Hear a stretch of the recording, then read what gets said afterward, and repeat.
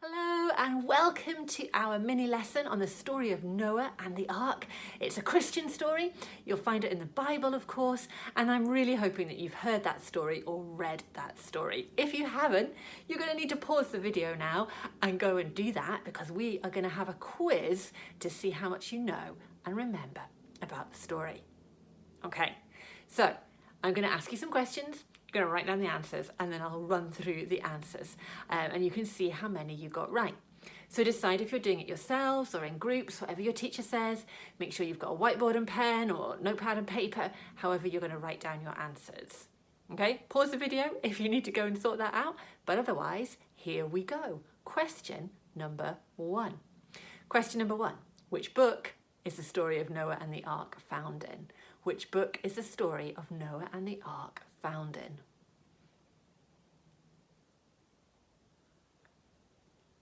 Got it? If you need longer, you're going to pause the video. Here is question 2. How was Noah different from everybody else who lived at that time? How was Noah different from everybody else that lived at that time? Question 3. When God saw the world, how did he feel? When God saw the world and what was going on, how did he feel? Question 4. Remember, you can pause the video if I'm moving on too fast, but here you go for question 4. What was God's plan? What did God plan to do? Question 5. What did God tell Noah to build? What did God tell Noah to build? Question 6. How many days did it rain for? How many days did it rain for? Got it? Question 7. How many of each animal did God tell Noah to take into the ark? How many of each animal did God tell Noah to take into the ark? Okay, next one. I think we're on question 8, aren't we? How did Noah know that the water had gone down? How did Noah know that the flood waters had receded, that the water had gone down? Next question. I've totally lost count now, so just go for the next one. What did Noah do when he left the ark? What did Noah do when he left the ark?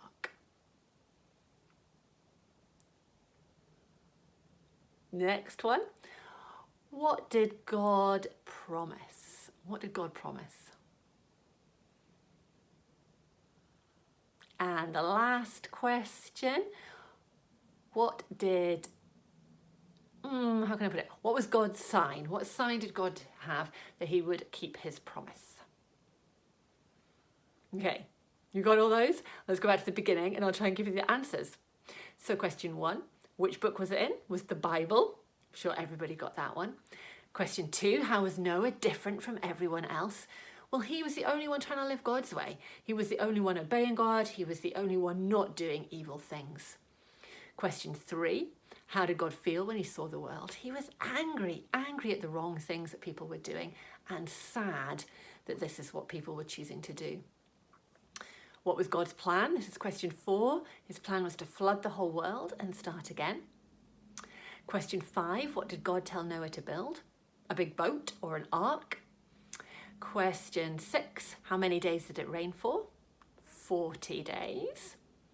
Question 7, how many of each animal did God tell Noah to take into the ark? That was 2 of each animal. Question 8, it's always where I'm getting muddled here. How did Noah know when the floodwaters had gone down? He sent a dove out, didn't he? And the dove came back with a leaf in its mouth. What did Noah do when he left the ark? He built an altar, he built a place to talk to God, and he said thank you to God. He said thank you to God for keeping him safe. What did God do? God made a promise to never flood the world again. I think I said what was the promise, didn't I? The promise was he was never going to flood the whole world again. And then the last one, what was God's sign that he would keep his promise? And it was the rainbow. Absolutely. That is brilliant. Count up your scores. Who got the most? How did you do? I'm sure you did so well. Great job. So your next task, I would like you to think about, what do you think is the most important part of the story? If you were reading or telling the story of Noah's Ark, what do you think is the most important part of the story? And after you've thought about it for a couple of minutes, I want you to draw or create your answer. Draw or create the part of the story of Noah's Ark that you think is the most important. So you're going to need to pause the video to do this. Again, spend a couple of minutes thinking, what do I think is the most important part of the story? Then draw it or create it in some way. And then keep the video paused and share with each other, which part of the story did you make and why did you think that was the most important? Okay, so what do you think is the most important part of the story? Draw it or create it and then chat together. What have you made and why did you choose that? And restart the video when you've had a chance to do that.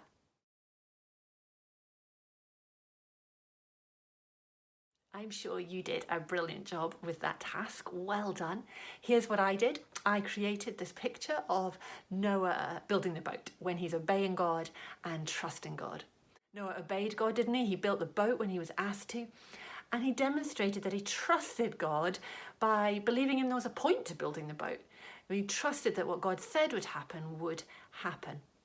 Why do I think that's the important part of the story? Well, it's the way that God responds to Noah. Noah trusts him and obeys him, and God responds to that by keeping him safe.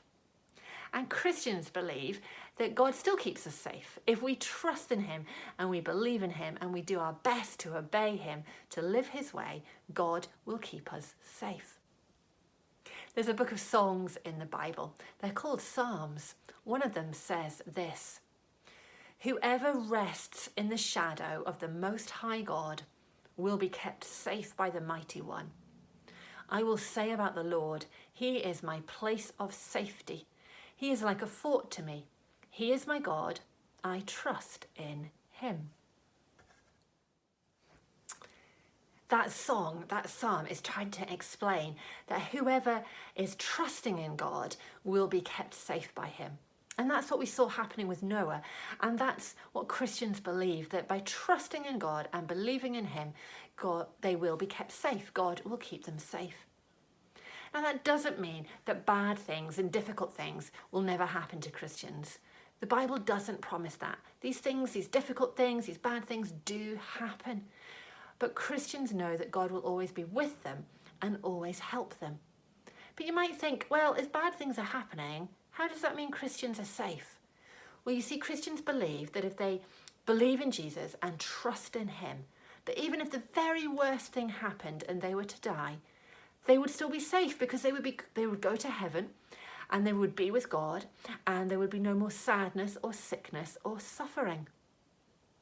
Christians believe that by trusting in Jesus, that means by saying, yes, I believe he is the Son of God, and doing their best to live his way, then they will be safe. They will always have a place in heaven. I hope that makes sense. Maybe the next time you're chatting to a Christian, you could ask them some questions about it. But we're going to finish this lesson now with a challenge for you. I'm going to leave you with another task to do. And that is together to come up with as many questions as you can about this story and what we've been learning as you can. I want to see huge lists of questions.